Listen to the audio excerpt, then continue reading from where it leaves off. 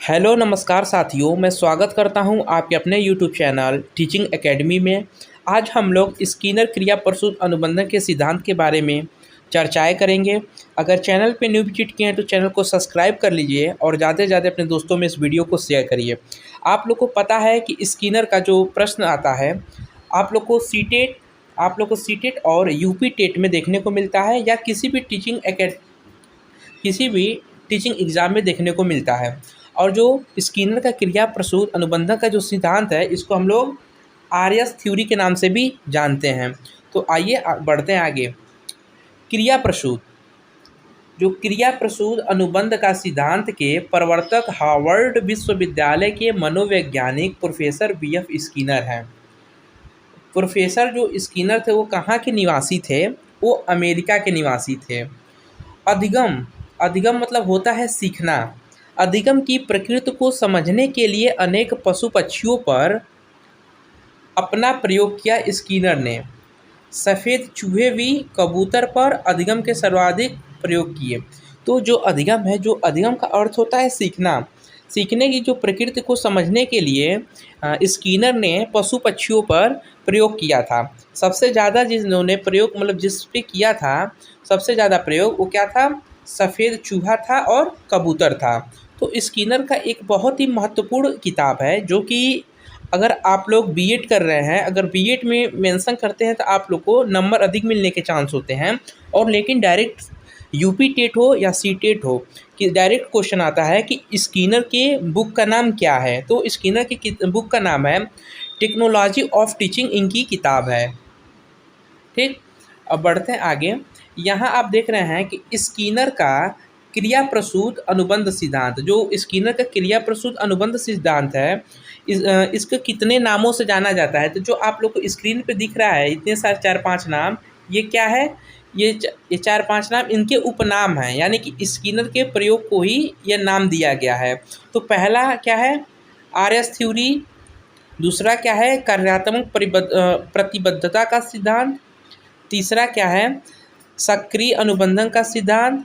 चौथा क्या है? अभिक्रमित अनुदेशन सिद्धांत। और पांचवा क्या है? नैमित्तिक अनुबंधन सिद्धांत। ये सारे इन्हीं के स्किनर का जो क्रिया प्रसूत अनुबंध का सिद्धांत है, इसी के नाम को यानी कि उपनाम दिया गया है। यानी कि क्वेश्चन पूछ सकता है कि आर्यस थ्योरी किसने दिया है, तो आप लोग कहोगे स्किनर ने आर्यस थ्योरी दिया है। अगर पूछता है कार्यात्मक प्रतिबद्धता का सिद्धांत किसने दिया है, स्किनर ने दिया है। सक्रिय अनुबंधन का सिद्धांत किसने दिया, स्किनर ने दिया। अभिक्रमित अनुदेशन सिद्धांत किसने दिया, स्किनर ने दिया।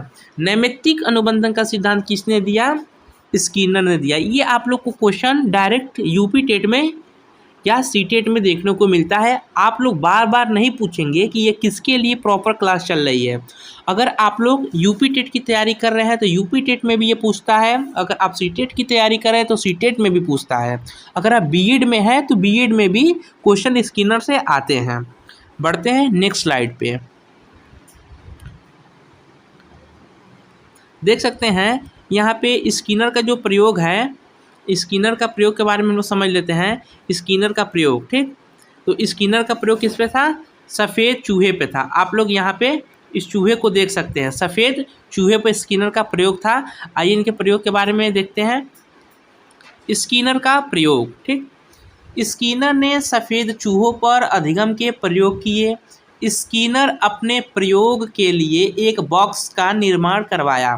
इस बॉक्स में घुमावदार मार्ग बनाए गए हैं जिसमें चूहा दौड़ लगाता। इस बॉक्स में ऐसी अवस्था की गई कि लीवर के दबने पर भोजन प्राप्त हो सके। जब चूहा बॉक्स में विभिन्न मार्गों में दौड़ लगाता है तो लीवर के दबने पर भोजन प्राप्त होता है। तो चूहे का विभिन्न मार्गों से गुजरना एक अनुक्रिया, जिसको हम लोग इंग्लिश में रिस्पॉन्स क्या बोलते हैं, और उसे भोजन की प्राप्ति होना उद्दीपन, जिसको स्टिमुलेट तथा प्रोत्साहन है। इसलिए इसे अनुक्रिया उद्दीपन सिद्धांत भी कहा जाता है। तो आप लोग देख सकते हैं कि स्किनर का प्रयोग क्या था कि उन्होंने एक चूहे को एक बॉक्स में बंद कर दिया और उस बॉक्स में घुमावदार मार्ग बना दिया।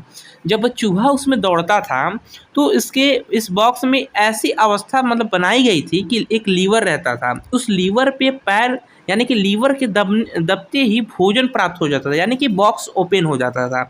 जब बॉक्स ओपन हो जाता था तो चूहा जाके अपने भोजन को खा लेता था। तो इससे क्या पता चलता है, इससे पता चलता है कि जो चूहा था विभिन्न मार्गों में गुजर रहा था, इधर उधर कूद रहा था, वह अनुक्रिया यानी कि रिस्पॉन्स था, ठीक। और जो भोजन की प्राप्ति था वह उद्दीपन था, स्टिमुलेट बोलते हैं जिसे इंग्लिश में, तथा प्रोत्साहन था वो, इसलिए इसे अनुक्रिया उद्दीपन सिद्धांत भी कहा जाता है।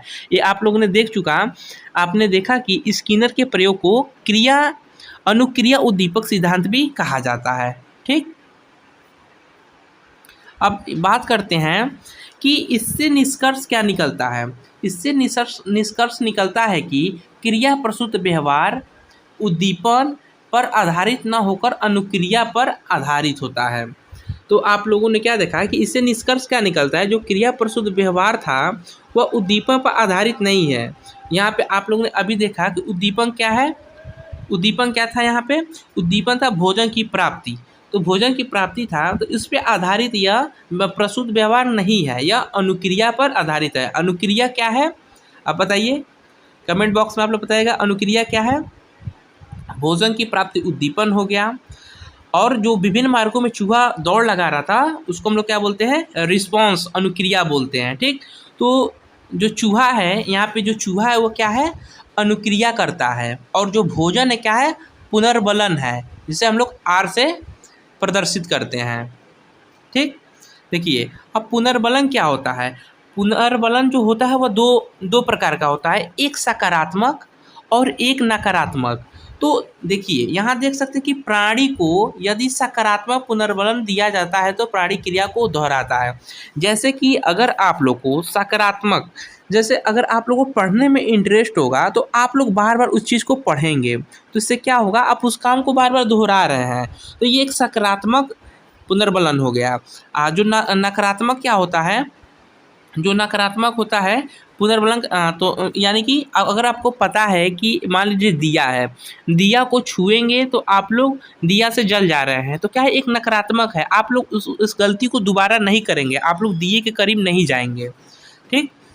अब देख रहे हैं कि पुनर्बलन का सिद्धांत किसने दिया था। जो पुनर्बलन का सिद्धांत था क्लार्क एल हल ने दिया था, जिसे हम लोग CL हल भी कहते हैं। स्किनर ने चूहों और कबूतरों पर प्रयोग किए।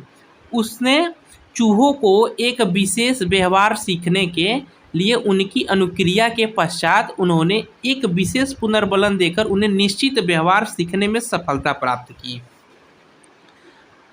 अब देखिए हम लोग पढ़ेंगे कि क्रिया प्रसूत अनुबंधन का जो शिक्षा में महत्व क्या क्या है, डायरेक्ट क्वेश्चन पूछ लेता है। तो आप लोग देख रहे हैं कि पहला, मान लीजिए ये पहला पॉइंट है, ठीक, ये पहला पॉइंट है कि इस प्रयोग बालक के शब्द भंडारण में वृद्धि के लिए किया जाता है, ठीक। दूसरा क्या है कि शिक्षक इस सिद्धांत के द्वारा सीखे जाने व्यवहार को स्वरूप प्रदान करता है, वह उद्दीपन पर नियंत्रण करके वांछित व्यवहार का सृजन कर सकते हैं। इस सिद्धांत में सीखी जाने वाली क्रिया प्रसूत को, यानी कि सीखी जाने वाली क्रिया को छोटे छोटे पदों में विभाजित किया जाता है। शिक्षा में इस विधि का प्रयोग करके सीखने में गति और सफलता दोनों मिलती है। इस स्किनर, यहाँ पे गलत टाइप हो गया है, आप लोग यहाँ पे स्किनर लिख है, यहाँ पे स्किनर का मत है जब भी कार्य में सफलता मिलती है तो संतोष प्राप्त होता है, यह संतोष क्रिया को बल प्रदान करता है, इसमें पुनर्बलन को बल मिलता है, अधिकाधिक अभ्यास क्रिया को बल मिलता है। मैं उम्मीद कर रहा हूँ कि आप लोगों को बहुत ही बेहतरीन तरीके से समझ आया होगा। जो क्रिया प्रसूत अनुबंधन का सिद्धांत था, आप लोगों ने स्किनर के बारे में कंप्लीट कर लिया। अगर चैनल पे न्यू विजिट किए तो चैनल को सब्सक्राइब कर लीजिए, और कमेंट में ज़रूर बताइएगा आप लोग को नेक्स्ट टॉपिक किस पे चाहिए, और ये भी बताइएगा, नहीं तो मैं तो अपने हिसाब से मैं कंटिन्यू लाता रहूँगा, और आप लोग बताइएगा जरूर कि आप लोग को कैसा क्लास लगा है। मिलते हैं ऐसे ही बेहतरीन वीडियो के साथ, तब तक धन्यवाद।